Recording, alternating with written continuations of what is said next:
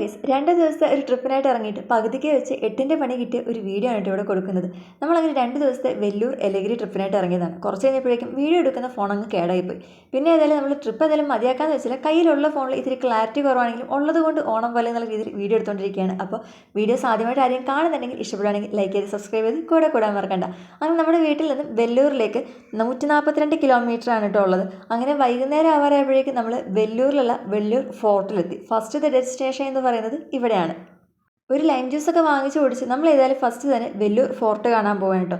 വെല്ലൂർ ടൗണിൻ്റെ മതിൽ തന്നെയാണ് ഈ ഒരു ഫോർട്ട് സ്ഥിതി ചെയ്യുന്നത്. തമിഴ്നാട്ടിലെ ചരിത്രപ്രസിദ്ധമായിട്ടുള്ള കോട്ടയാണ് കേട്ടോ ഇത്. ദക്ഷിണേന്ത്യയിലെ ഏറ്റവും മികച്ച കല്ലുകൊണ്ട് നിർമ്മിച്ചിട്ടുള്ള കോട്ടകളിൽ ഒന്നായിട്ടാണ് ഇത് അറിയപ്പെടുന്നത്. വെല്ലൂർ കോട്ട 16-ാം നൂറ്റാണ്ടിലാണ് വിജയനഗര സാമ്രാജ്യകാലത്ത് പണിതിട്ടുള്ളത്. ചിന്നമുത്തയ്യ എന്ന ജനറലാണ് ഇത് പണിതത്. അതിൻ്റെ കെട്ടിട നിർമ്മാണ ശൈലി ദ്രാവിഡ ആർക്കിടെക്ചറാണ് കേട്ടോ. കോട്ടയെ ചുറ്റി വലിയൊരു വെള്ളച്ചുറ്റി നമുക്ക് ഇപ്പോഴും കാണാൻ സാധിക്കും. അത് അന്നത്തെ കാലത്തെ ഒരു പ്രതിരോധ സംവിധാനമായിരുന്നു, ശത്രുക്കളിൽ നിന്നും രക്ഷ നേടാൻ വേണ്ടിയിട്ട്. ഇന്നും അത് വളരെ മനോഹരമായിട്ട് തന്നെ ഇവിടെ നിലനിൽക്കുന്നുണ്ട് കേട്ടോ. കോട്ടയുടെ അകത്ത് ഹിന്ദു ക്ഷേത്രവും പള്ളിയും ക്രിസ്ത്യൻ ചർച്ചും എല്ലാം തന്നെ സ്ഥിതി ചെയ്യുന്നുണ്ട് കേട്ടോ. ഇത് മതസൗഹൃദത്തിൻ്റെ പ്രതീകമായിട്ടാണ് കരുതപ്പെടുന്നത്. ഇവിടെയുള്ള ജലകണ്ഠേശ്വര ക്ഷേത്രം ഭയങ്കര പ്രശസ്തമാണ്. അതിലുള്ള കൊത്തുപണികളും അതുപോലെ തന്നെ. അങ്ങനെ നമ്മൾ കോട്ടയുടെ കാഴ്ചകളെല്ലാം കണ്ടു കഴിഞ്ഞ് ഇനി നേരെ ജലകണ്ഠേശ്വര ക്ഷേത്രത്തിലേക്ക് പോവാണ്. ഇതൊക്കെ കോട്ടയുടെ അകത്ത് തന്നെയാണ് കേട്ടോ സ്ഥിതി ചെയ്യുന്നത്. അങ്ങനെ നമ്മൾ വെല്ലൂർ കോട്ടയുടെ അകത്ത് സ്ഥിതി ചെയ്യുന്ന ജലകണ്ഠേശ്വര ക്ഷേത്രത്തിലേക്ക് കയറുകയാണ് കേട്ടോ. ചരിത്രത്തിൻ്റെയും ശില്പകലയുടെയും അപൂർവ സമന്വയമാണ് ഈ ഒരു ക്ഷേത്രം എന്ന് പറയാൻ സാധിക്കും. ഈ ക്ഷേത്രം ശ്രീ ജലകണ്ഠേശ്വരന് അഥവാ ഭഗവാൻ ശിവനാണ് കേട്ടോ സമർപ്പിച്ചിരിക്കുന്നത്. 16-ാം നൂറ്റാണ്ടിൽ വിജയനഗര സാമ്രാജ്യകാലത്താണ് ഈ ഒരു ക്ഷേത്രം നിർമ്മിച്ചിട്ടുള്ളത്. ക്ഷേത്രത്തിൻ്റെ പേരിൽ ജലകണ്ഠേശ്വരൻ എന്നത് ജലത്തിൽ പ്രത്യക്ഷനായ ഈശ്വരൻ എന്നർത്ഥം വരുന്ന വാക്കാണ്. കഥാപ്രകാരം ഒരു കിണറ്റിൽ നിന്ന് ശിവലിംഗം പ്രത്യക്ഷപ്പെട്ടതിനെ അടിസ്ഥാനമാക്കിയാണ് ക്ഷേത്രം പണിതിട്ടുള്ളത്. ദ്രാവിഡ ശൈലിയിൽ നിർമ്മിച്ച ഈ ഒരു ക്ഷേത്രത്തിൽ കല്ലിൽ കൊത്തിയ മനോഹരമായിട്ടുള്ള ദേവതാ രൂപങ്ങളും യുദ്ധദൃശ്യങ്ങളും തുടങ്ങിയവയൊക്കെ നമുക്ക് കാണാൻ സാധിക്കും.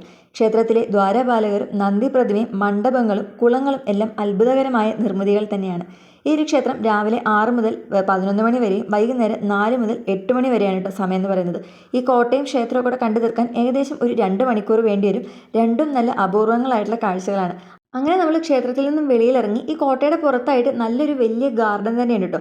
വെല്ലൂർ ടൗണിൽ തന്നെ സ്ഥിതി ചെയ്യുന്നതുകൊണ്ട് വൈകുന്നേരം ആകുമ്പോഴേക്കും ഇവിടെ ധാരാളം പേര് വന്ന് അവിടെ സമയമൊക്കെ ചെലവഴിക്കുന്നത് കണ്ടു. കുറച്ച് നേരം അവിടെ നിന്ന ശേഷം നമ്മൾ ഏതായാലും വെല്ലൂർ ടൗണിൽ തന്നെ റൂം എടുക്കാമെന്ന് കരുതിട്ടോ. അങ്ങനെ ലഗേജൊക്കെ കൊണ്ടുവെക്കാനായിട്ട് നമ്മൾ റൂം എടുത്ത് ലഗേജൊക്കെ വെച്ച ശേഷം ഒന്ന് ഫ്രഷ് ആയിട്ട് നേരെ പുറത്തേക്ക് പോവാണ്.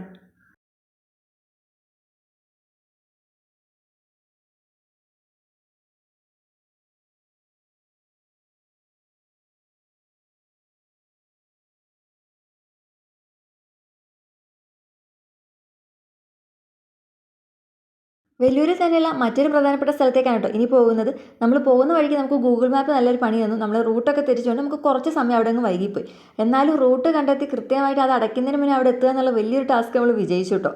അടുത്തതായിട്ട് പോകുന്നത് വെല്ലൂരിൽ നിന്നും 8 കിലോമീറ്റർ മാറി തിരുമലക്കൊടി മലയുടെ താഴ്വാരത്ത് സ്ഥിതി ചെയ്യുന്ന ശ്രീപുരം വെല്ലൂർ ലക്ഷ്മി നാരായണി ഗോൾഡൻ ടെമ്പിളിലേക്കാണ്.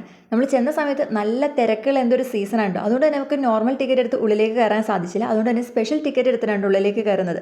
എന്നിട്ട് നമ്മൾ മണിക്കൂറുകളോളം ക്യൂ നിൽക്കേണ്ടി വന്നു. പേരുപോലെ ഉള്ള പോലെ തന്നെ സ്വർണം കൊണ്ട് പൊതിഞ്ഞ ഒരു ക്ഷേത്രമാണ് കേട്ടോ. സ്വർണത്തിൻ്റെ തിളക്കത്തിൽ മിന്നുന്ന ക്ഷേത്രം എന്നൊക്കെ വേണമെങ്കിൽ പറയാം. ലോകത്തിലെ തന്നെ ഏറ്റവും വലിയ സ്വർണം പൂശിയ ക്ഷേത്രത്തിൽ ഒന്നാണിത്. ഏകദേശം 1500 കിലോഗ്രാം സ്വർണ്ണമാണ് ക്ഷേത്രത്തിൻ്റെ മുകളിൽ പൂശിയിട്ടുള്ളത്. ഓരോ കല്ലിന് മുകളിലും പണിത സ്വർണ്ണപ്പാളികളിൽ മനോഹരമായിട്ടുള്ള കൊത്തുപണിയും അലങ്കാരിക രൂപങ്ങളും ഇവിടെ കാണാൻ സാധിക്കും. ക്ഷേത്രത്തിൻ്റെ ഉള്ളിൽ എന്തായാലും ക്യാമറ അലൗഡ് അല്ല. അതുകൊണ്ട് തന്നെ ഗൂഗിളിൽ നിന്ന് കിട്ടിയിട്ടുള്ള കുറച്ച് ഫോട്ടോസാണ് ഇവിടെ കൊടുത്തിട്ടുള്ളത്. രാത്രി വെളിച്ചത്തിൽ ക്ഷേത്രം സത്യം പറഞ്ഞാൽ തിളങ്ങുകയാണ്. നമ്മുടെ കണ്ണൊക്കെ ഇതൊക്കെ കണ്ട് മഞ്ഞൊളിച്ച് പോകുന്നൊരവസ്ഥയാണ് കേട്ടോ. ഇവിടുത്തെ ദേവത എന്ന് പറയുന്നത് ശ്രീ മഹാലക്ഷ്മി നാരായണി ദേവതയാണ്. സമ്പത്ത്, സമൃദ്ധി, കരുണ എന്നിവയുടെ പ്രതീകമായിട്ട് ആരാധിക്കപ്പെടുന്ന ദേവി. ക്ഷേത്രത്തിലേക്കുള്ള പ്രവേശനപാത എന്ന് പറയുന്നത് നക്ഷത്രാകൃതിയിലാണ്. ഏകദേശം 1.8 കിലോമീറ്റർ നടന്നിട്ട് വേണം നമ്മൾ ക്ഷേത്രത്തിലേക്ക് എത്താൻ. പോകുന്ന വഴിയിലുടനീളം മനോഹരമായിട്ടുള്ള ഗാർഡനും കാര്യങ്ങളൊക്കെ ഉണ്ട്. അപ്പോൾ ഇവിടുത്തെ ഒരു ടൈമിംഗ് വരുന്നത് രാവിലെ 8 മുതൽ രാത്രി 8 മണി വരെയാണ്. അപ്പോൾ വെല്ലൂരിലേക്ക് വരുമ്പം എന്തായാലും കണ്ടിരിക്കേണ്ട മസ്റ്റ് പ്ലേസിൽ ഒന്നാണിത്. ക്ഷേത്രത്തിലൊക്കെ കണ്ട് തൊഴുതിറങ്ങി നമ്മളിനി അടുത്തതായിട്ട് വെല്ലൂരിൽ തന്നെയുള്ള വെല്ലൂർ കിച്ചണിലാണ് കേട്ടോ രാത്രിയിൽ ഫുഡ് കഴിക്കാൻ പോകുന്നത്. അവിടെ ചെന്നൊരു സൂപ്പും പിന്നെ മിക്സ്ഡ് ഗ്രിൽ പ്ലാറ്ററുമാണ് കേട്ടോ നമ്മൾ ഓർഡർ ചെയ്തത്. അങ്ങനെ ഫുഡൊക്കെ കഴിച്ച ശേഷം നമ്മൾ ഏതായാലും നേരെ താമസിക്കുന്ന സ്ഥലത്തേക്ക് എത്തിട്ടോ. അപ്പോൾ ഇന്നത്തെ വിശേഷങ്ങളൊക്കെ ഇത്രയേ ഉള്ളൂ. വീഡിയോസ് ആദ്യമായിട്ട് ആരെയും കാണുന്നുണ്ടെങ്കിൽ ഇഷ്ടപ്പെടുകയാണെങ്കിൽ ലൈക്ക് ചെയ്ത് സബ്സ്ക്രൈബ് ചെയ്ത് ഇനിയുള്ള യാത്രയിൽ കൂടെ കൂടാൻ മറക്കല്ലേ. അപ്പോൾ ഓക്കെ, ബൈ.